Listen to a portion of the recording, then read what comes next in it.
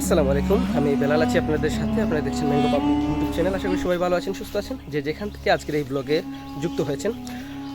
আজকে আমি এসেছি হজরত শাহজালাল রহমতুল্লাহি আলাইয়ের 360 আউলিয়ার অন্যতম একজন হজরত ইয়াকুব শাহ আলাইয়ের মাজার শরীফে। এটা মূলত হচ্ছে কুলাউড়া। আপনারা যদি কুলাউড়া হয়ে আসেন অথবা বিয়ানীবাজার হয়ে আসেন তাহলে আপনারা বড়লেখাতে আসতে হবে, এবং বড়লেখাতে আসার পর আপনারা রতুলি বাজার হয়ে আসতে হবে এই ইয়াকুব শাহ আলাইয়ের মাজারে। আজকে আমাদের এই গন্তব্য হচ্ছে ইয়াকুব শাহের মাজার, আর এই মাজারকে অনেকেই কচুকাটার মাজার হিসেবেও জানে। তো আজকে আমরা পুরো এই মাজার শরীফ এবং মাজার শরীফের যে বিবরণ বা কেন এত পর্যটক এইখানে আসে সব কিছু নিয়ে আজকের এই ভিডিও থাকছে।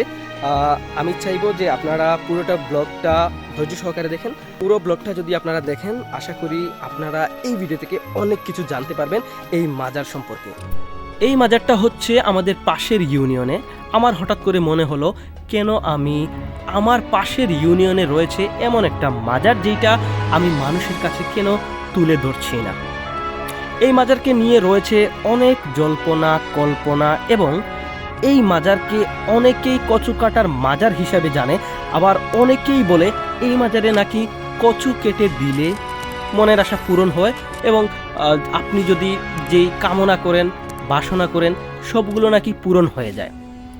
অনেকে বলে যে কচু কেটে দিলে নাকি মানুষ মারাও যায়।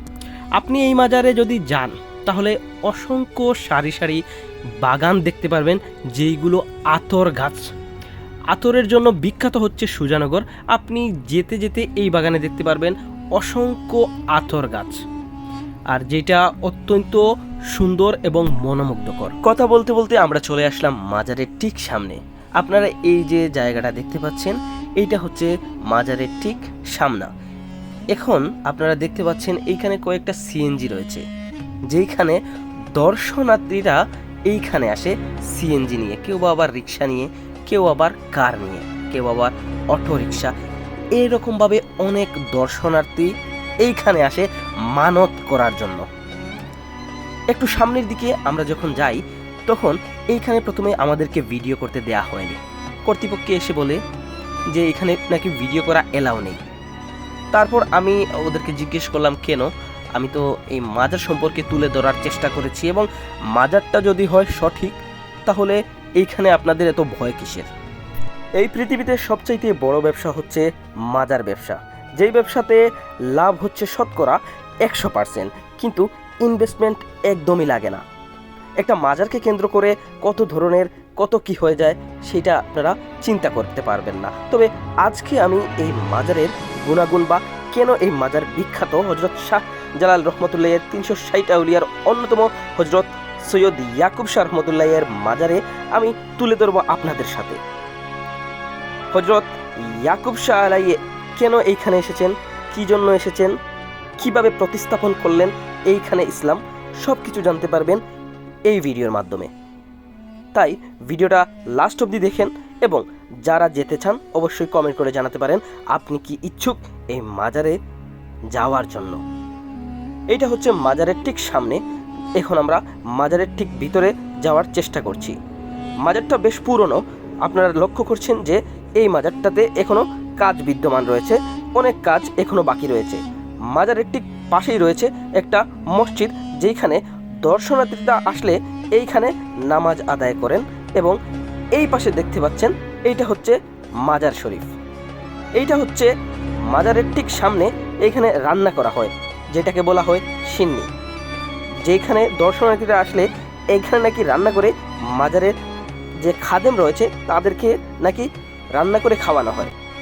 এইটার নাকি অনেক ট্র্যাডিশনাল তাদের, আমি ঠিক সঠিক বলতে পারবো না এই সম্পর্কে। এখন আমরা ঠিক চলে যাচ্ছি মাজারে সৈয়দ ইয়াকুব শাহ আলাই যেইখানে শায়িত রয়েছেন সেইখানে। আমরা একটু একটু করে সে সামনের দিকে যাব এবং আপনাদেরকে দেখাবো সৈয়দ ইয়াকুব শাহ রহমতুল্লাহ যেইখানে শায়িত রয়েছেন। তাহলে খুব সহজেই দেখা মিলবে বানরের দল কখনো কখনো দিনের বেলায় মাজারের কাছাকাছি ডালে ডালে লাফালাফি করতে দেখা যায়। বাচ্চারা সেটা খুব উপভোগ করে। পাশ দিয়ে বয়ে গেছে মাধবকুণ্ড ঝর্ণা। স্বচ্ছ বাড়িদারা খালের স্বচ্ছ পানির ব্যবহার করার জন্য মাজার কর্তৃপক্ষ নির্মাণ করেছেন সিঁড়ি। পূর্ণভূমি সিলেটের 360 আউলিয়াদের মধ্যে অন্যতম একজন হচ্ছেন সৈয়দ ইয়াকুব শাহ রহমতুল্লাহ। উনি এখানে শায়িত আছেন, যে কারণে কারো জিনিস চুরি হয়ে গেলে এখানে কচু গাছ কেটে 2 ইটের মাঝে রাখলে চোর মারা যায় কিংবা যন্ত্রণা পেতে থাকে, সহ্য করতে না পেরে চোরকৃত মাল ফিরিয়ে দেয়। এইটা অনেকের ধারণা, যেইটার উপর অনেকে বিশ্বাস করে, কিন্তু বাস্তবিকভাবে আমি এইগুলা বিশ্বাস করি না। এজন্য মাজারের পূর্ব পার্শ্বে পাকা করা সামান্য জায়গায় 2টি ইট ও কচু গাছের খণ্ড খণ্ড অংশ দেখা যায়। সাথে আগরবাতি, মোমবাতি। এছাড়া মাজার ভক্ত লোকেরা সপ্তাহের প্রতি বৃহস্পতিবারে সকালে মুরগি কিংবা খাসির সাথে প্রয়োজনীয় চাল, ডাল, মশলা সামগ্রী নিয়ে আসে, এখানে রান্না করে জোহরের নামাজের পরে নিজেরা খান এবং মাজারের খাদিম সহ অন্যান্য লোকদের মাঝে বিলিয়ে দেন। মাঝে মাঝে বিশাল বিশাল বাস নিয়ে অনেকেই আসেন। বাংলাদেশের অন্যান্য জেলা থেকে রান্না করার জন্য বেশ কিছু চুলা রয়েছে মাজারের পাশেই। তখন ভালো লাগার মতো পরিবেশ সৃষ্টি হয়। পুরুষদের জন্য রয়েছে একটি সুন্দর পরিচ্ছন্ন মসজিদ ও মহিলাদের জন্য রয়েছে আলাদা ইবাদতখানা। অবশ্য মাজারে সেজদা না দেওয়ার জন্য এবং জিয়ারত করার নিয়ম লিখে 2টি সাইনবোর্ড টাঙ্গানো রয়েছে।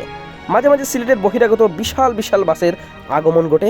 তার মানে শুধুমাত্র সিলেট বিভাগে নয়, সমগ্র বাংলাদেশ থেকে মাজার ভক্তদের কাছে এই মাজার খুব বেশি পরিচিত। আপনারা এখন দেখতে পাচ্ছেন আমি ঠিক মাজারের সামনে রয়েছি এবং এইখানে অনেক দর্শনার্থীরা বাইরে অবস্থান করছে। তারপর আমি এইখান থেকে চলে যাই মাজারের যারা দায়িত্বে রয়েছেন তাদের কাছে এবং জিজ্ঞেস করি যে আসলেই কেন এই মাজার বিখ্যাত, দূর দূরান্ত থেকে দর্শনার্থীরা এইখানে আসে এবং সৈয়দ ইয়াকুব শাহ কিভাবে এইখানে ইসলাম প্রচার করেন, তাদের মুখ থেকেই শুনুন আপনারা। মানুষের জ্ঞানী এলাকাত নানান ধরনের উপদ্রব, জিন, ভূত, দেহ দানবর আসিল, তখন এই সাবরে আনিয়া এই এলাকারে আবাদ করছে। আর এরা এই 3টা সাইডে হলে এত দন্ত সফর করছেন 2 কারণে। একটা হইল গোপনে কিছু জিন গুতে মানুষের ক্ষতি করে না নেই, এগুলা থেকে মানুষের আবাদত করা লাগে আল্লাহর পক্ষ থেকে। আর মানুষের ইসলামের দিকে হেদায়ত আনবার লাগে বেতন এইসব বলিয়া উলিয়া এত দন্ত সফর। এইটা 3টা সাইডে হলে লোকের একদম অন্যতম। ওনার বাড়ি হইল ইয়েমেন দেশ, কথা বুঝছেন নি? ওরে হবা এখন নিরিবিলি পড়ি রয়েছেন এই অলির বাড়ি ইটাই বড় বেশ ডাক জমক ইতালি হওয়ার মাজার একগুড়ে বালা পায়, একগুড়ে বালা পায় না, ইটা আরো বিতর্কিত, কথা বুঝছেন নি? বসে বসে নিরিবিলি পড়ি রয়েছেন। আর আমরা এলাম গেতান খেদমত কাজ ও পর্যন্ত। কি কারণে এই অঞ্চল সফর করছেন এখান তো বুঝছই না ও পর্যন্ত। এইটা হচ্ছে সেই জায়গা যেখানে রান্নার জন্য ব্যবস্থা করে দেয়া হয়েছে। কর্তৃপক্ষ এইখানে রান্না করার জন্য তাদেরকে একটা ঘরের মতন করে দিয়েছে এবং কয়েকটা গর্ত করে দিয়েছে, এইখানে আপনারা দেখতে পাচ্ছেন। জানি না এইখানে রান্না করলে নাকি তাদের মনের আশা পূরণ হয়, আদৌ কি হয় কি হয় না সেইটা নিয়ে তর্কে যাব না। এইখানে দেখতে পাচ্ছেন সারি সারি কয়েকটা গর্ত রাখা হয়েছে এবং অনেক জায়গা থেকে মহিলারা এসে এইখানে রান্না করে। তারপর আমরা একজন মুরব্বীর সাথে দেখা হয় এইখানে, যিনি এই এলাকার, তার কাছে জানতে চাই আসলে সত্য ঘটনাটা আসলে কি। আসসালামু আলাইকুম ভাই, এই যে মাজার সম্পর্কে, ইয়াকুব শাহ রহমতুল্লাহ এর মাজার, আপনি যদি সংক্ষিপ্তভাবে আমাদেরকে একটু বলতেন এই মাজার সম্পর্কে। মাজার সম্পর্কে ভাই আমরা আরও পূর্বপুরুষ তাই শুনিয়ে আর এটা নিয়ে একটা কুষার মাজার, জি, কচু কাটার মাজার। কেন খাদিম একগুলো আসেন, তারা টাপদারিতে চলে, সব মানুষ আইন যায়। এই মাজারে যে অনেকে এসে এই যে সিন্নি বানায় বা কচু কেটে দেয়, আসলে এই কারণটা কি? কচু কাটিয়া দেখে এটা তো পূর্বপুরুষ তাই কচু কাটিয়া দিয়া মানে বিচার পাওয়া লাগে, সেরু চুরি হয়েছে, সেরু কথা হয়েছে, ও হিসাবে কচু কাটিয়া দেয়, যার দ্বারি নিহতর ব্যাপারে।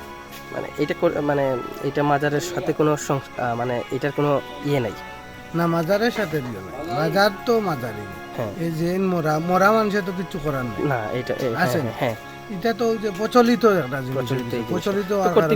কর্তৃপক্ষ কি এটা কি বাধা দেয় কি এরকম যে আপনারা এটা করবেন না, এটা বলে কি? বাধা দেয় না, বাধা দেয় না। না না, তারা আরো টিফিন বরিয়া বাড়িতে লিয়ে যায়। কেন? মানে এটা তো উচিত ছিল কর্তৃপক্ষকে বলা যায় এটা মাজারের পাশে করা ঠিক না। না, ওইটা তো তারা কর্তৃপক্ষ চুলা উলা বানায় দিছে, গরু বানায় দিছে, গতিকে তো তারা সিদ্ধ করে, আর না তো সিদ্ধ করার কথা নাই। তো আপনারা তো এই এলাকার, তো আপনারা কিছু বলেন। আমরা কয়েকবার চাইতে এটা লইয়া মাই রয়েছে আমরা বাদে আর আমরা বাদ দিলেছি। ধন্যবাদ আপনাকে আমাদের সাথে সময় দেওয়ার জন্য। আসসালামু আলাইকুম। সৈয়দ ইয়াকুব শাহ রহমতুল্লাহের আধ্যাত্মিক ক্ষমতা ছিল, উনি এই এলাকা থেকে ভূত এবং প্রেতকে বিতাড়িত করেন এবং ইসলাম প্রচার করেন এই এলাকাতে। উনার কবরকে কেন্দ্র করে এখন এইখানে গড়ে উঠেছে একটা মাজার, যেখানে অনেক অনেক দর্শনার্থীরা এসে এবং এইখানে রান্না করে। আপনারা কমেন্ট করে জানান যে আদৌ এই রান্না করা, সিন্নি বানানো এবং এটা কিসের যুক্তিতে করা হয় আমার বোধগম্য নয়। আপনারা অবশ্যই কমেন্ট করে জানাবেন আপনাদের গুরুত্বপূর্ণ মতামত, আমি আশা করি। দেখা হচ্ছে নতুন কোনো ভিডিওতে। ভালো থাকবেন, সুস্থ থাকবেন। আসসালামু আলাইকুম।